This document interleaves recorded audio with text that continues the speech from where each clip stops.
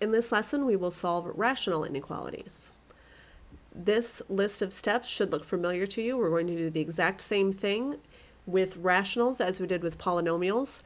Keep in mind here that we will actually have points that are undefined, so be very careful of those. All right, let's try this first one together. And what I'm going to do first is remember that I'm looking for where does f of x equal 0, or where would this whole expression equal 0, which means I'm looking at the numerator for that one. So if I looked at x minus 1 equal to 0, then x would have to be positive 1. If I looked at x plus 3 equals 0, x would have to be negative 3. In addition, I also have to find where the expression is undefined, which would be when my denominator is equal to 0. So now that also gives me a boundary of x equals 4. Now what I'm going to do again is I'm going to split up the negative infinity to positive infinity number line, and I'm going to use those boundary points. So again, I need to make sure I go in the proper order, negative 3, 1, and 4, going in numerical order from least to greatest. There's different ways to show this part, so I'm going to show you a little bit different way than I have before, and the next example I'm kind of back to the old way. But one way to do this is to go ahead and write the x minus 1 and the x plus 3 and the x minus 4, so we get to know all of the different signs. And then I'm just going to choose a test point to plug in. So let's say here I'm going to choose negative 5. Here the obvious choice is 0, and then from 1 to 4 I'm going to choose 3. So these are the points I'm going to plug in. Oops, and I also need one over here, so let's choose 5. So if I plugged negative 5 in here, that would give me a negative 6, so I'm just going to write negative. If I plugged 0 in, 0 minus 1, that's negative. If I plugged 3 in, 3 minus 1, that's positive, and 5 minus 1, that's positive. I'm going to repeat the process for both of these. Now that I have filled in my table, I'm going to then find what would my solution be. So if this is a negative times a negative divided by a negative, my total solution would be negative, because remember, two negatives make a positive. That third one makes my solution negative. Now remember that I'm looking for answers that are less than or equal to 0, so that means this is going to be a solution. Here I've got a negative times a positive, which is a negative, and then divided by a negative, which makes my solution positive. Which means this is not going to be a zone that we need. Positive times positive is positive, divided by a negative gives me a negative solution, and then positive, positive, positive gives me positive. So where am I looking for? I'm looking for all the ones that are less than 0, which are here and here. So this region goes from negative infinity all the way up to negative 3, and this region goes from 1 all the way up to 4. Now the only thing we need to watch out for now is should the values be included or not. So because this is an or equal to, I'm going to be looking at a lot of closed brackets, but the only one that I know for sure should not be included is 4.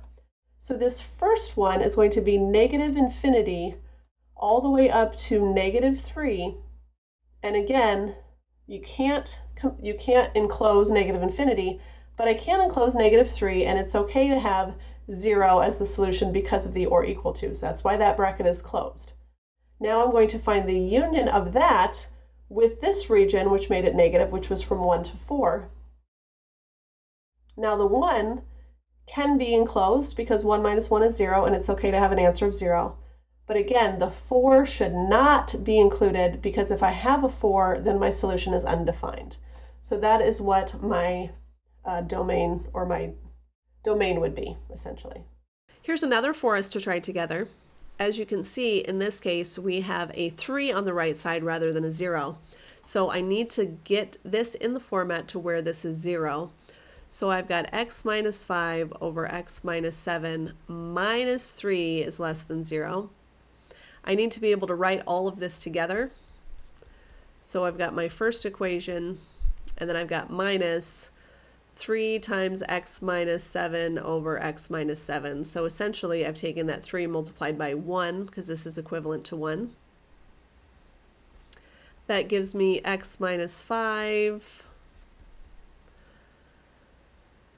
minus 3x plus 21 is less than 0.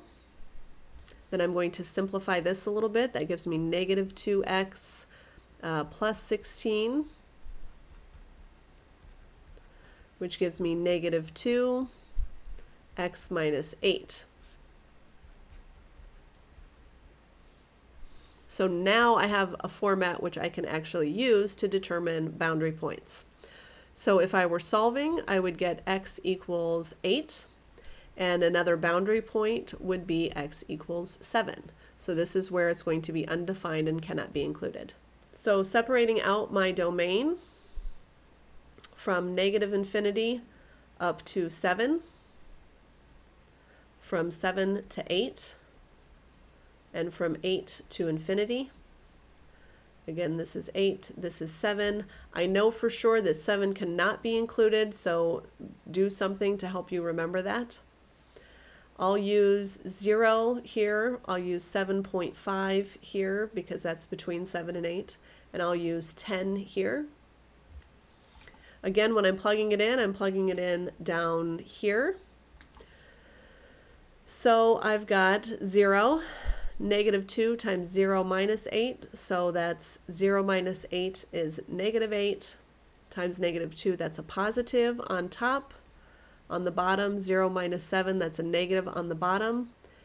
A positive divided by a negative gives me a negative. And I'm looking, in fact, because it's less than 0, I'm looking for a negative. If I plug in 7.5, I get 7.5 minus 8, and that would give me a negative times a negative, which is a positive in the numerator. 7.5 minus 7 gives me a positive on the bottom, and that would be a positive.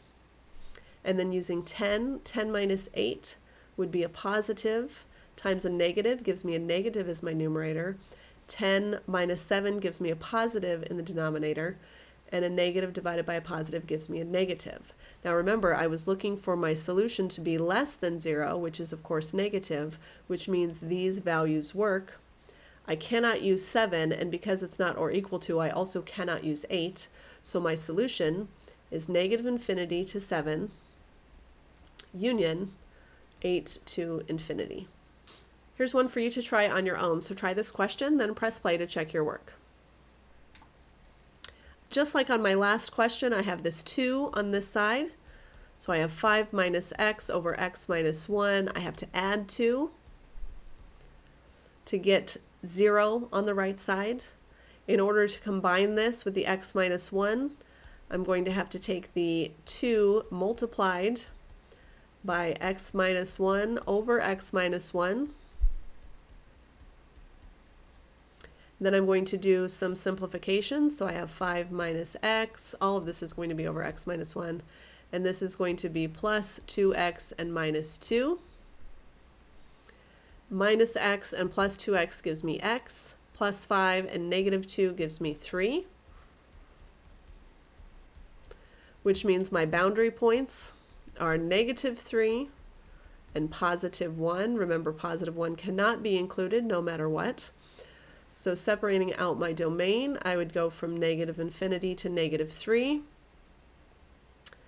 Negative 3 can be included because of the or equal to. From negative 3 to positive 1, 1 cannot be included because it makes it undefined. And then from 1 to infinity, find a value in each of those intervals. So negative 5, 0, 3. And plug it back into this equation. Remember, I need this to be greater than or equal to 0, so I'm looking for positive. So plugging in negative 5, I get negative 5 plus 3, which is a negative as my numerator. Negative 5 minus 1, which is a negative as my denominator. Negative divided by a negative gives me positive. Using 0, 0 plus 3 gives me a positive as my numerator. 0 minus 1, a negative as my denominator, and that would give me a negative quotient. Using 3, 3 plus 3 is 6, which is positive. 3 minus 1 is also positive. Positive divided by a positive gives me positive, so the ones that work are the positives. Remember, this value is included because of the or equal to, but 1 cannot be included because it made it undefined. which means from negative infinity to negative 3, including the negative 3, union from 1 to infinity. And that's the values for x.